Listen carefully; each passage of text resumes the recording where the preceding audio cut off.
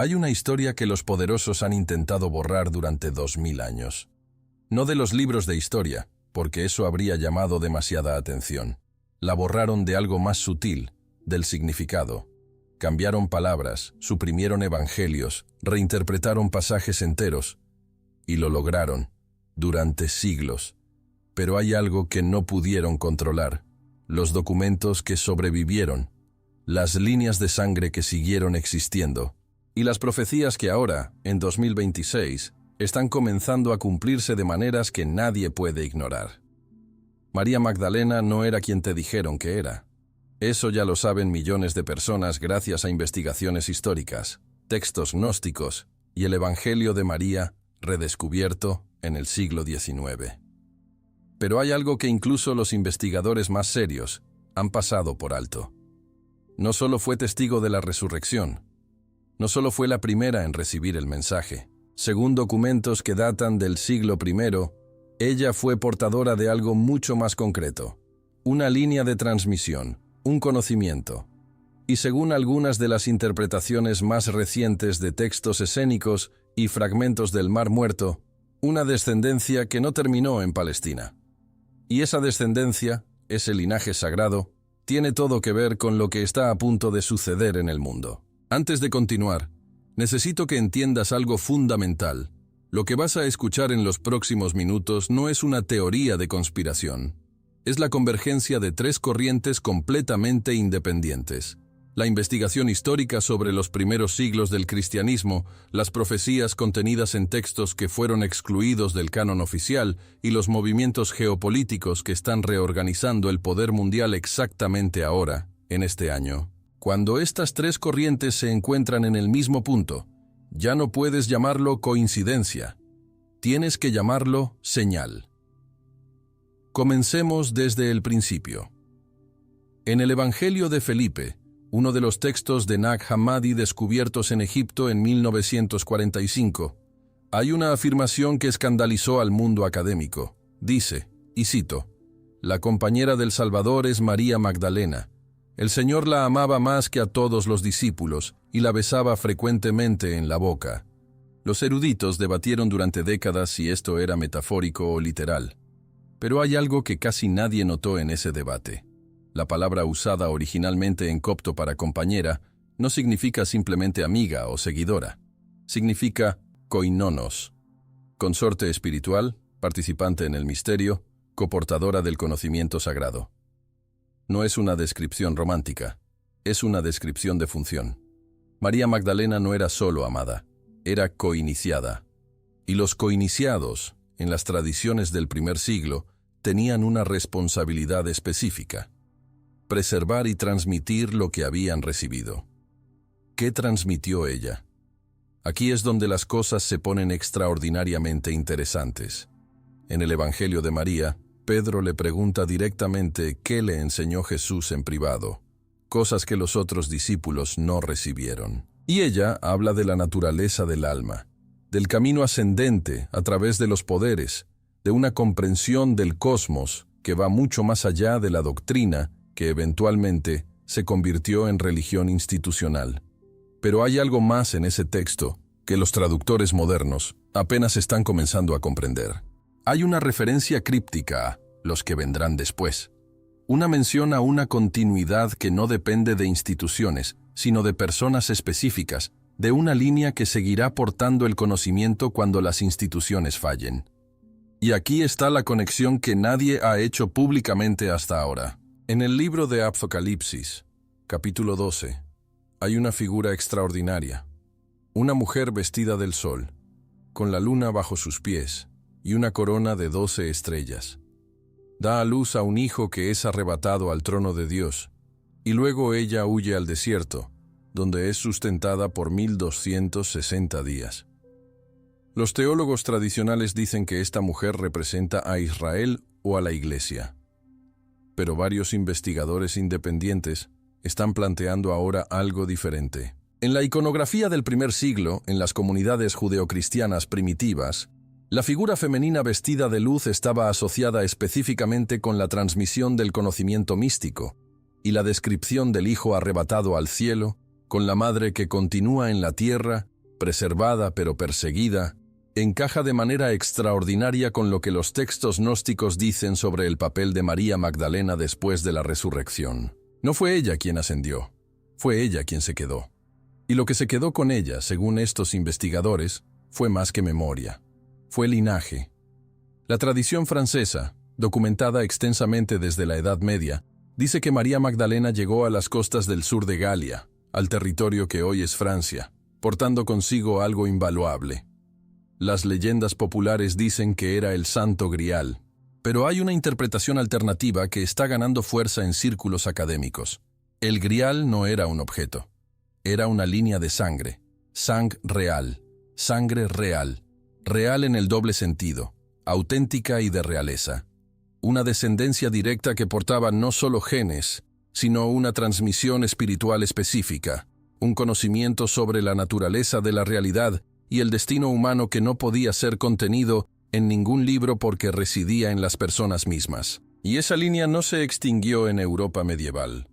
Esto es lo que los investigadores están comenzando a rastrear ahora con herramientas que no existían hace 50 años. El análisis de ADN mitocondrial de comunidades específicas en el sur de Francia, en el norte de África y en zonas de América Latina colonizadas por grupos particulares de conversos ibéricos, está revelando patrones de herencia genética que coinciden con haplogrupos del Medio Oriente del primer siglo. No es prueba definitiva de nada, pero es una señal estadísticamente anómala que está llamando la atención de genetistas que no tienen ningún interés teológico en el resultado. ¿Por qué importa esto ahora, en 2026? Porque las profecías que rodean al linaje sagrado no son solo sobre el pasado, son específicamente sobre el momento en que ese linaje se haría visible. Daniel capítulo 12 habla del tiempo del fin como un período en que muchos correrán de aquí para allá y el conocimiento se aumentará. En hebreo, la palabra para conocimiento aquí es da'at, que no significa información. Significa conocimiento íntimo, experiencial, el tipo de conocimiento que se transmite de persona a persona, de generación en generación. Y el texto dice que en ese momento específico, cuando el conocimiento aumenta de esa manera, los entendidos resplandecerán como el resplandor del firmamento. ¿Quiénes son los entendidos? La raíz hebrea es masquilim, los que hacen entender a otros, los transmisores del conocimiento, los portadores de la comprensión. No es una descripción de académicos con títulos universitarios. Es una descripción de personas que portan algo que recibieron, que fueron formadas en una tradición continua de comprensión que viene de más lejos de lo que cualquiera puede recordar conscientemente. Y aquí está lo que está sucediendo ahora mismo que nadie está conectando. En los últimos 3 años ha emergido globalmente un fenómeno que los sociólogos llaman el despertar del linaje. Personas sin ninguna conexión previa entre sí, en distintos países, comenzando a tener experiencias espirituales convergentes, buscando sus genealogías, encontrando conexiones inesperadas y llegando independientemente a conclusiones similares sobre su rol en este momento histórico.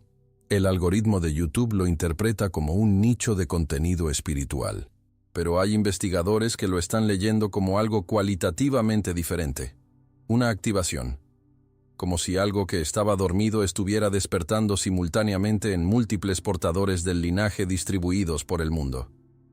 ¿Suena demasiado místico? Considera esto desde un ángulo completamente diferente.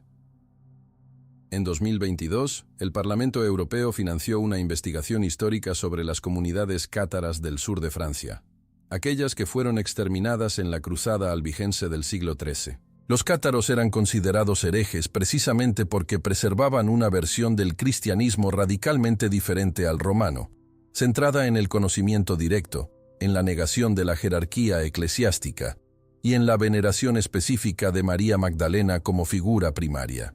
La investigación encontró que comunidades enteras de sobrevivientes cátaros escaparon a la península ibérica y desde allí, durante el siglo XV y XVI, migraron al Nuevo Mundo mezclándose con comunidades converso-judías que también portaban tradiciones de conocimiento esotérico. Esto no es especulación. Está documentado en archivos de la Inquisición española, que irónicamente preservó exactamente lo que intentaba destruir, porque los registros de los juicios describen en detalle las creencias y prácticas de quienes perseguía. Y esas comunidades llegaron a América Latina. Llevaron consigo no solo sus tradiciones, sino su comprensión de que eran portadores de algo que debía ser preservado hasta el momento adecuado. El momento en que el conocimiento suprimido volvería a ser necesario, en que la humanidad estaría suficientemente desesperada como para estar lista para recibirlo. ¿Cuándo es ese momento? Isaías 60 comienza con una de las frases más impactantes de toda la literatura profética. Levántate, resplandece, porque ha venido tu luz, y la gloria de Jehová ha nacido sobre ti. Porque he aquí que tinieblas cubrirán la tierra, y oscuridad las naciones. Pero sobre ti amanecerá Jehová, y sobre ti será vista su gloria. La estructura del texto es crucial. Primero viene la oscuridad global.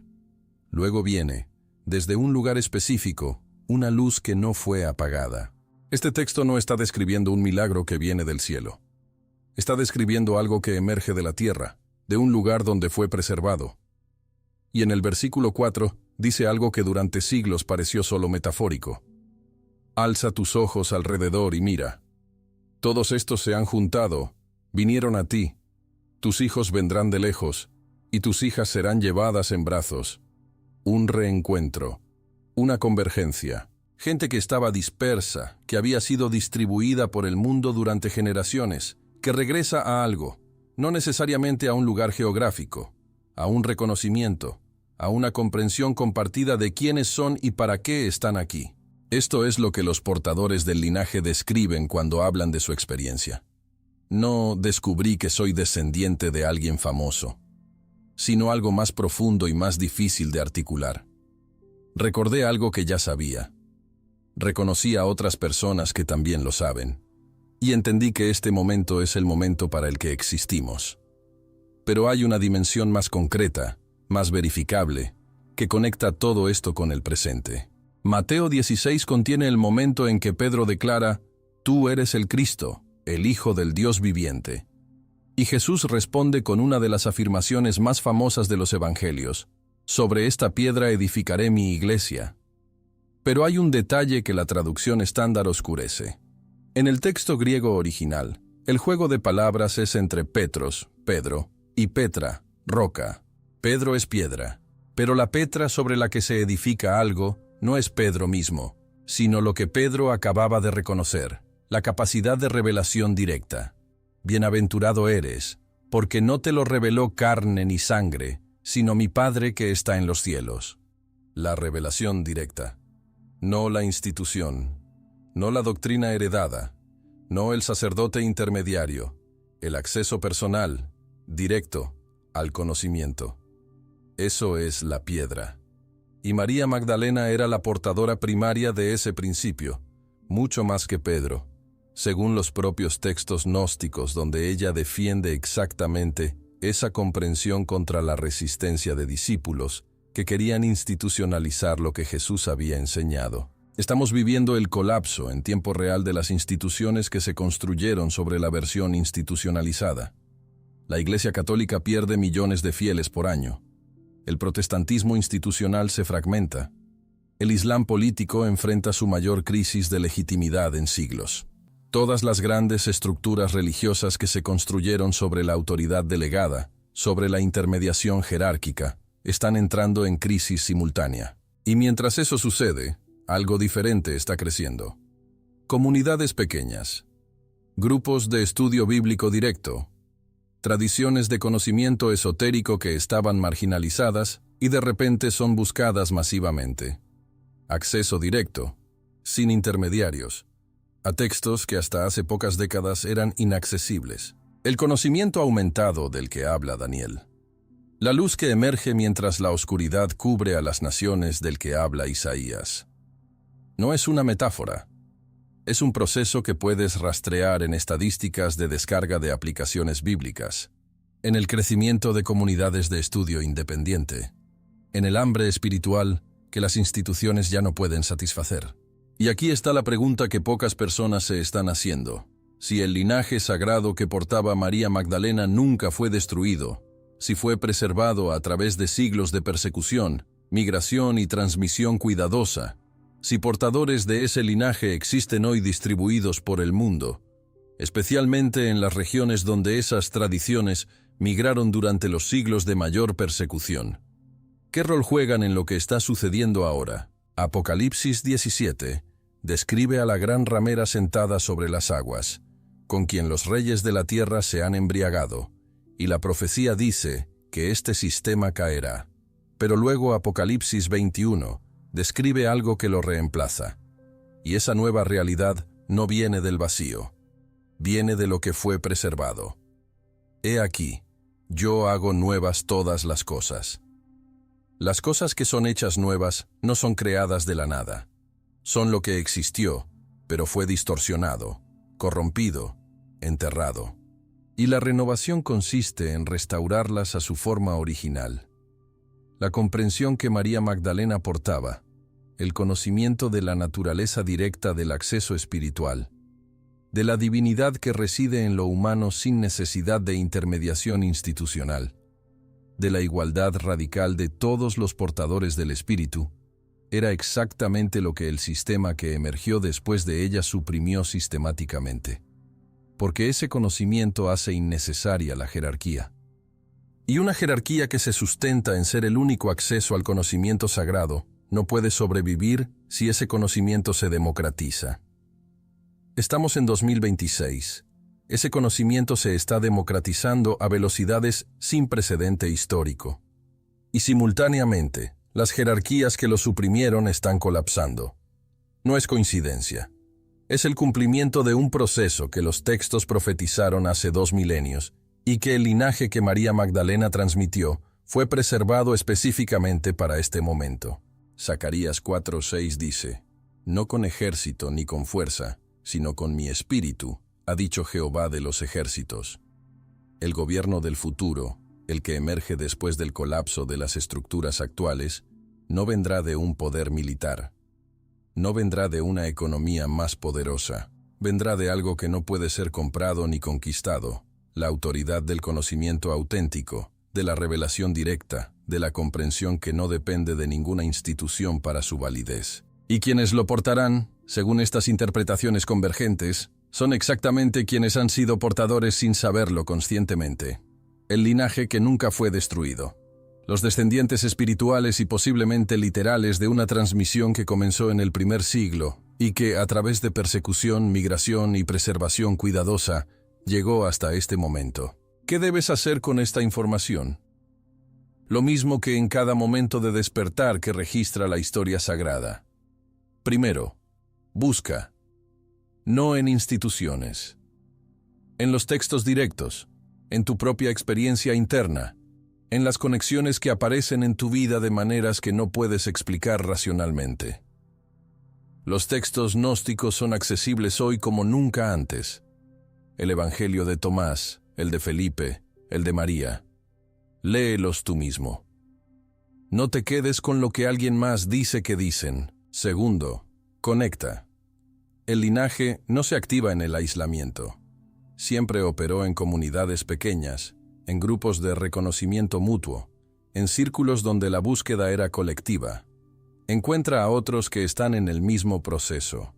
No necesariamente quienes tienen las mismas respuestas, quienes tienen las mismas preguntas profundas. Y tercero, considera seriamente quién eres, no en el sentido de tu identidad psicológica o social, en el sentido de tu linaje, literal y espiritual. ¿De dónde vinieron tus ancestros? ¿Qué tradiciones preservaron? ¿Qué creencias mantuvieron en privado que no coincidían con la religión oficial del lugar donde vivían? Las respuestas a esas preguntas pueden revelar más sobre tu rol en este momento histórico de lo que cualquier análisis externo podría decirte. Esther no sabía que era la persona elegida para ese momento, hasta que Mardoqueo le hizo la pregunta que cambió todo. ¿Y quién sabe si para esta hora llegaste al reino? No para otra hora, para esta, la tuya, la nuestra. El linaje de María Magdalena no terminó en una cueva en el sur de Francia hace 2000 años. Continuó. Fue preservado con un cuidado extraordinario a través de siglos de oscuridad institucional. Y en 2026, mientras el mundo que suprimió ese conocimiento entra en colapso acelerado, los portadores de ese linaje están comenzando a recordar quiénes son. La pregunta no es si el linaje existe. La pregunta es si escucharás el llamado cuando llegue. Y si estás viendo esto ahora, en este momento, la respuesta probablemente ya la conoces. Comparte este video con alguien que esté buscando, alguien que sientas que necesita escuchar esto. Porque las profecías no son para guardarse, son para que el pueblo que fue preparado para este tiempo pueda reconocerse, encontrarse y cumplir el propósito para el que fue formado. Hasta la próxima. Que la búsqueda te lleve a donde siempre debiste estar.